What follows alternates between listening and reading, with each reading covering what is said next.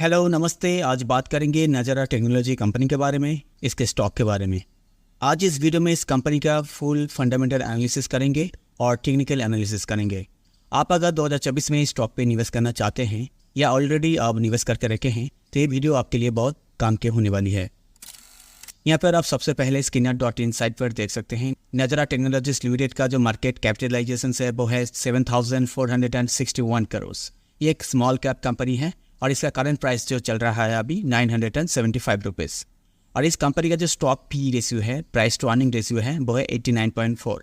बहुत ही ज़्यादा है इसका पी रेशियो। किसी कंपनी में निवेश करना से तभी माना जाते हैं, सही समय तभी माना जाते हैं जब उस स्टॉक का पी रेशियो 12 से 20 के आसपास होते हैं तब। लेकिन इसका पी रेशियो देखकर ये लग रहा है इसका जो स्टॉक प्राइस है वो अभी बहुत ओवर प्राइस्ड हो चुका है। स्टॉक प्राइस को लेकर आगे जाकर और भी डिटेल में बात करेंगे। और ये कंपनी जो है अपने निवेशकों को डिविडेंड नहीं देता है। यहाँ पे डिविडेंड यील्ड 0 है, आप देख सकते हैं। डिविडेंड पेइंग कंपनी अच्छा माना जाते हैं, लेकिन जो सारे कंपनी डिविडेंड नहीं देते हैं उनको फाइनेंशियली वीक माना जाते हैं। ये बात आपको ध्यान रखनी चाहिए लॉन्ग टर्म निवेश करने से पहले।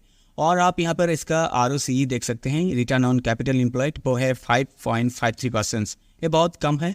किसी कंपनी का ROCE मिनिमम 20% से ज़्यादा होनी चाहिए, तब जाकर लॉन्ग टर्म निवेश के लिए सही माना जाते हैं उस कंपनी को। ROCE का मतलब होता है किसी कंपनी के पास टोटल जो कैपिटल है, टोटल जो एसेट है, उसको इस्तेमाल करके, उसका यूज़ करके कितना पैसा जनरेट कर रहा है साल भर में, वो देखा जाते हैं। लेकिन यहाँ पर ये जो कंपनी जो है अपनी कैपिटल को उतने ढंग से यूज़ कर नहीं पा रहे हैं, इस्तेमाल नहीं कर पा रहे हैं, कुछ दिक्कत आ रहे हैं। हो सकता है कॉम्पिटिटर से कंपटीशन करने में कोई दिक्कत आ रहे हैं। और इस कंपनी का ROE भी आप देख सकते हैं, रिटर्न ऑन इक्विटी, वो भी बहुत ही कम है, 3.42% है। ये भी 20% से ज़्यादा होनी चाहिए, तब जाकर निवेश करना सही माने जाते हैं लॉन्ग टर्म के लिए। ROE का मतलब होता है किसी कंपनी के पास जो इन्वेस्टर का पैसा है, जो निवेशकों का पैसा है, जो इक्विटी कैपिटल है, उसको इस्तेमाल करके, उसको यूज़ करके कितना पैसा जनरेट कर रहा है साल भर में, वो देखा जाते हैं। लेकिन यहाँ पर एक कंपनी जो है अपने निवेशकों का पैसा, अपनी इक्विटी कैपिटल को ठीक ढंग से यूज़ नहीं कर पा रहे हैं। तो इस कंपनी का ROCE और ROE देखकर ये लग रहा है ये कंपनी उतना खास अच्छा खासा बिजनेस नहीं कर पा रहे हैं, अपने कैपिटल को ठीक ढंग से यूज़ नहीं कर पा रहे हैं। और इस कंपनी का जो डेप्ट इक्विटी है वो आप देख सकते हैं 0.01 है, बिल्कुल ना के बराबर डेप्ट है इस कंपनी का। ये बहुत अच्छी बात है, डेट फ्री कंपनी है लगभग। और इस कंपनी का जो इंटरेस्ट कवरेज रेशियो है आप देख सकते हैं 18.9 है। ये बहुत अच्छा है, बहुत ही अच्छी लेवल पे है। इंटरेस्ट कवरेज रेशियो मिनिमम 3 से ज़्यादा होनी चाहिए, तब जाकर किसी कंपनी को फाइनेंशियली स्ट्रांग माना जाते हैं, लॉन्ग टर्म निवेश के लिए अच्छा माना जाते हैं। इंटरेस्ट कवरेज रेशियो का मतलब होता है किसी कंपनी के पास जो डेब्ट का प्रीमियम होता है, जो लोन का प्रीमियम होता है, उसको अपने ऑपरेटिंग प्रॉफिट से चुकाने में कितना आसान हो रहे हैं या कोई दिक्कत आ रहे हैं, ये देखा जाते हैं इंटरेस्ट कवरेज रेशियो के हिसाब से। लेकिन यहाँ पर 3 से कहीं ज़्यादा है, तो इसका मतलब यह है कि इस कंपनी को अपना लोन का प्रीमियम चुकाने में कोई दिक्कत नहीं आ रहे हैं। और इस कंपनी का करंट रेशियो आप देख सकते हैं 4.38 है, ये भी बहुत अच्छी लेवल पे है। करंट रेशियो मिनिमम 2 से ज़्यादा होनी चाहिए, तब जाकर सेफ माने जाते हैं किसी कंपनी में लॉन्ग टर्म निवेश करने के लिए। करंट रेशियो का मतलब ये होता है कि किसी कंपनी के पास जो शॉर्ट टर्म लायबिलिटी है, जो करंट लायबिलिटी है, उसको अपने करंट एसेट से चुकाने में कितना सक्षम है, ये देखा जाते हैं। अगर 2 से ज़्यादा होता है तो इसका मतलब ये होता है कि उसके पास जितना करंट लायबिलिटी है उससे कहीं ज़्यादा उसके पास करंट एसेट है, तो कोई दिक्कत इसको होगा नहीं नियर फ्यूचर अपने लायबिलिटी को लेकर। और इसका क्वार्टर सेल्स आप देख सकते हैं, इस कंपनी का इस साल पिछले क्वार्टर से इसका सेल्स घट गए हैं, -1.71% हो चुका है पिछले क्वार्टर से। और इसका सेल्स ग्रोथ आप देख सकते हैं इस पूरे साल का पिछले साल से 1.03% ग्रोथ हुए हैं, बहुत ही कम ग्रोथ हुए हैं पिछले साल से। तो इसका सेल्स ग्रोथ उतना खास नहीं हुए हैं करंट दिनों में, करंट सालों में। पिछले 3 साल के हिसाब से इस साल इसका सेल्स अच्छा हो रहे हैं, लेकिन पिछले साल से इसका सेल्स घट गए हैं। पिछले 7 साल से भी इसका सेल्स इस साल 29.1% इंक्रीज हुए हैं। और इसका क्वार्टर प्रॉफिट इस साल का जो है पिछले क्वार्टर से 16% इंक्रीज हुए हैं, ये बहुत अच्छी बात है। और इसका प्रॉफिट ग्रोथ इस पूरे साल का पिछले पूरे साल से 70.1% ग्रोथ हुए हैं। इसका प्रॉफिट ग्रोथ बहुत अच्छा खासा बढ़े हैं, ये बहुत अच्छी बात है। ये कंपनी गेमिंग सेक्टर में इंडिया का लीडिंग कंपनी है, आप यहाँ पर देख सकते हैं अबाउट सेक्शन में। और यहाँ पर एक बात आप गौर कीजिएगा, यहाँ पर जो प्रोमोटर होल्डिंग्स है इस कंपनी का वो है 10%। ये बहुत ही कम है, मिनिमम 50 से 60% प्रोमोटर होल्डिंग्स होनी चाहिए, तब जाकर लॉन्ग टर्म निवेश के लिए सेफ माने जाते हैं। क्योंकि प्रोमोटर लोग ही कंपनी का फाउंडर्स होते हैं, ओनर्स होते हैं। उन लोगों को पता होता है पहले से ही कि कंपनी का कुछ बुरा होने वाला है या कुछ अच्छा होने वाला है, नियर फ्यूचर क्या करने वाला है नियर फ्यूचर कंपनी, सब कुछ उन लोगों को पता होता है। तो जितना ज़्यादा होल्डिंग्स रहता है उनको उतना सेफ माना जाते हैं लॉन्ग टर्म निवेश के लिए। लेकिन यहाँ पर प्रोमोटर होल्डिंग्स बहुत ही कम है, तो आपको लॉन्ग टर्म इन्वेस्ट करने से पहले ज़रूर इस बात को ध्यान में रखनी चाहिए। तो ओवरऑल इसका फंडामेंटल पैरामीटर्स चेक कर ये लग रहा है ये कंपनी जो है उतना फाइनेंशियली स्ट्रॉन्ग नहीं है। इसका ROCE और ROE देखकर ये लग रहा है अपने कैपिटल को उतना खास ढंग से यूज़ नहीं कर पा रहे हैं। ये कंपनी ऊपर से डिविडेंड भी नहीं देता है, तो ये कंपनी फाइनेंशियली उतना स्ट्रॉन्ग है नहीं। उसका सेल्स ग्रोथ भी करंट सालों में कम हो चुका है, घट गए हैं। तो आपको लॉन्ग टर्म इन्वेस्ट करने से पहले ज़रूर इस बात को ध्यान रखनी चाहिए। और अब आप यहाँ पर देख सकते हैं नज़ारा टेक्नोलॉजी लिमिटेड का वीकली चार्ट। वीकली चार्ट पर आप अगर इस स्टॉक प्राइस का प्राइस सेक्शन को देखें तो आप देख सकते हैं और आप अंदाजा भी लगा सकते हैं इसका करंट प्राइस नियर फ्यूचर क्या करने वाला है, किस तरफ जाने वाला है। यहाँ से शुरू होकर यहाँ पर एक हाई बनाया है, लाइफ टाइम हाई। फिर से यहाँ पर आप देख सकते हैं एक हायर लो बनाया है, उसके बाद यहाँ पर एक लोअर हाई बनाया है।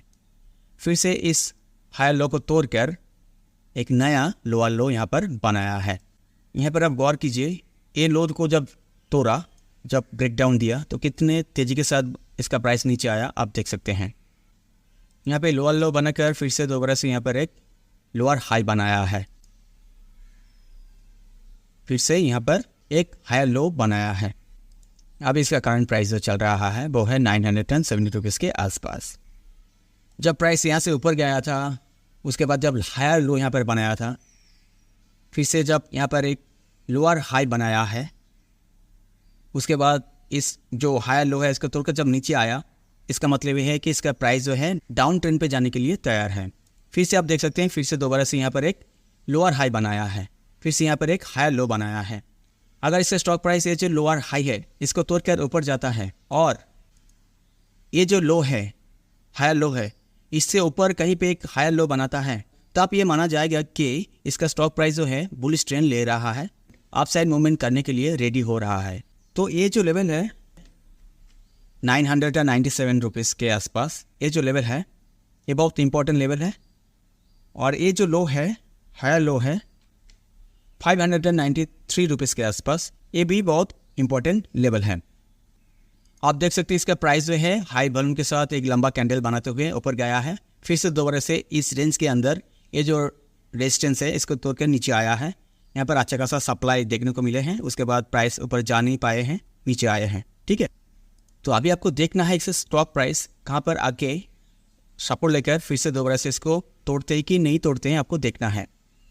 अगर इसको हाई वॉल्यूम के साथ तोड़कर ये जो हाई है इससे ऊपर क्लोजिंग देता है, तो इसका मतलब ये है कि ये स्टॉक प्राइस जो है एक इशारा दे रहे हैं आप ट्रेंड जाने का, एक बुलिश ट्रेंड का। इस स्विंग लो से इस हाई तक अगर फिबोनाची रिट्रेसमेंट को सिलेक्ट करें तो आपको समझने में आसानी होगी। इसका स्टॉक प्राइस मैक्सिमम ये जो 6 to 1% करेक्शन लेवल है जो होता है 800 के करीब करीब, इस लेवल पे एक सपोर्ट ले सकता है, दोबारा से हाई वॉल्यूम के साथ ऊपर जाने की कोशिश कर सकता है। इस लेवल को अगर तोड़ता है 995 रुपीज़ के इस लेवल को अगर तोड़ते हैं हाई वॉल्यूम के साथ, तो इसका प्राइस ऊपर जा सकता है अगर ये जो हाई है इस हाई के ऊपर एक क्लोजिंग देता है तो। और अगर इस तरीके से क्लोजिंग ऊपर देता है हाई वॉल्यूम के साथ इस हाई के ऊपर, तब जाकर यहाँ पर आप निवेश कर सकते हैं, आपको अच्छा खासा मोमेंटम देखने को मिलेगा अप साइड में। लेकिन आपको ये बात भी ध्यान में रखनी चाहिए, अभी Indian stock market life time high पे है, वो करेक्शन लेगा तब ये भी करेक्शन लेगा या कंसोलिडेशन ट्रेड पे जाएगा। अगर इसका स्टॉक प्राइस इस लेवल को तोड़कर ऊपर नहीं जाते हैं या मार्केट के साथ कंसोलिडेट करता है, तो इसका प्राइस क्या करेगा, ये नीचे के साइड में आएगा, फिर से ये हाई लगाएगा, यहाँ पर एक फिक्स रेंज के अंदर वो ट्रेड करेगा। और कब तक ट्रेड करेगा, जब तक बड़े बड़े इन्वेस्टर जो है, जो स्मार्ट मनी है, जो अरबों खरबों का पैसा स्टॉक मार्केट पे लगाते हैं, उनका बाइंग सेशन जब तक ख़त्म ना हो जाते हैं तब तक ब्रेकआउट आना मुश्किल है। जब तक उन लोगों का बाइंग सेशन ख़त्म हो जाता है तब जाकर एक ब्रेकआउट देखने को मिलता है, स्टॉक में तेज़ी देखने को मिलता है। तो आप अगर 2024 में इन्वेस्ट करना चाहते हैं स्टॉक पर, तो आप थोड़ा वेट कीजिए, आप ब्रेकआउट देता है कि नहीं देते हैं इस रेंज को ऊपर, तो आप देखिए इस हाई के ऊपर जब प्राइस जाएगा तब आपको निवेश करने के लिए सोचनी चाहिए। नहीं तो इसका प्राइस जो है, ये जो रेंज है 600 से 995 रुपीज़, इस रेंज के अंदर वो कंसोलिडेट कर सकता है। आप यहाँ पर लंबे समय से फंस सकते हो, बोर हो सकते हो अगर कंसोलिडेशन पीरियड आते हैं तो एक ब्रेकआउट आप देखिए इस हाई के ऊपर, तब जाकर आपको निवेश स्टार्ट करनी चाहिए। और निवेश करने से पहले खुद से एक बार आप रिसर्च कर लीजिएगा, आपका जो पर्सनल इन्वेस्टमेंट एडवाइजर है उनसे एक बार ज़रूर कंसल्ट कर लीजिएगा। मैं इस वीडियो में आपको एजुकेशन पर्पज़ के लिए इन्फॉर्मेशन दे रहे हैं ताकि आपको रिसर्च करने में थोड़ा आसानी हो, हेल्प मिले। समय समय पर मैं भी इस स्टॉक के बारे में अपडेट आपको देता रहूँगा। तो फिलहाल आज के लिए इतना ही, मिलते हैं नेक्स्ट वीडियो पर, तब तक के लिए बहुत बहुत धन्यवाद।